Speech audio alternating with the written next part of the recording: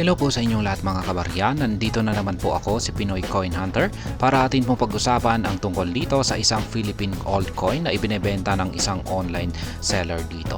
Ito po ay isang 25 centavos coin na may taong 1966. Kaya ayan, nakikita natin dito ang aktual na larawan dito ng online seller dito. At saka mukhang parang may butas siya rito. Ayan, or parang matinding may matinding tama po siya rito. Dalawang parang malalim na butas. Ayan, pero hindi naman po siya tagos na butas. Ayan, talagang bumaon lamang po talaga. Ayan, at hindi po natin alam kung ano ang nangyari diyan. Pero ayan, nakakabawas po yan sa presyo. Kasi yung syempre yung hinahanap po ng collector o yung talagang buyer ay syempre naghahanap po sila yung maganda yung kondisyon. Unless na talagang mahirap pong maghanap ng ganitong klase ng barya ngayon. 25 centavos coin na may taong 1966. Pero sa tingin ko ay marami pa namang pong nagbebenta ng ganito. At may mas maayos pa yung kanilang kondisyon. Pero ayan, kitang-kita natin yung kanyang gilid ay mukhang parang medyo na-deform pa. Parang ibig sabihin ay parang gamit na gamit po ito. Ayan, marami siyang yupi. Pero okay pa rin po ito bilang isang bilang isang koleksyon. Kaya ayan, ito po yung isa pang larawang kuha ng online seller dito. Ayan, Central Bank of the Philippines. Ayan. Ngayon ay check po natin kay meron pa siyang isang larawan dito. Ayan. Pero pareho din lamang po. Parang linagay niya lamang sa isang larawan. Ngayon ay ayan, dito po kay Numista ay ito po yung kanyang mas malinaw na sample dito. Ito po yung kanyang overside kung saan ay nakikita natin yung lumang selyo ng Bangko Sentral ng Pilipinas. At ito naman yung kanyang reverse side. Kaya yan, yung ating unang nakita rito ay yung reverse side. Yan. At ito naman yung kanyang overside. Meron po itong taong 1958 hanggang 1966. Kaya ayan. Gawa po ito sa nickel brass. Pinaghalo po itong 70% na copper, 18% na zinc at saka 12% na nickel. Kaya ayan, dahil sa may halo kasi itong 18% na zinc at saka 12% na nickel ay ganito yung kanyang kulay. Mukhang parang kulay silver po siya.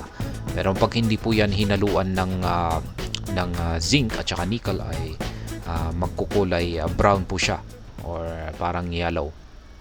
Kaya ayan, ang kanyang gilid naman ay ganyan, reeded po siya. Ayan. At yung kanyang mint ay yan, dalawa po yung kanyang mint dito, Royal Mint at saka United States Mint of Philadelphia. Yan, yung 1966 ay meron po, base dito sa presyuhan ni Numista ay naglalaro po sa presyong 5.70 or nasa mga 5 pesos po yan hanggang 57 pesos. Yung pinakamagandang quality nito or may pinakamagandang quality ay nasa 57 pesos. Pero pag hindi po maganda ay yan, nasa mga 5.7 pesos. Yan, pero yung presyo po rito ni Numista ay syempre mga mababa po talaga ang presyo ni Numista rito at ginagamit lamang po ito bilang minimum price. Kaya ayan.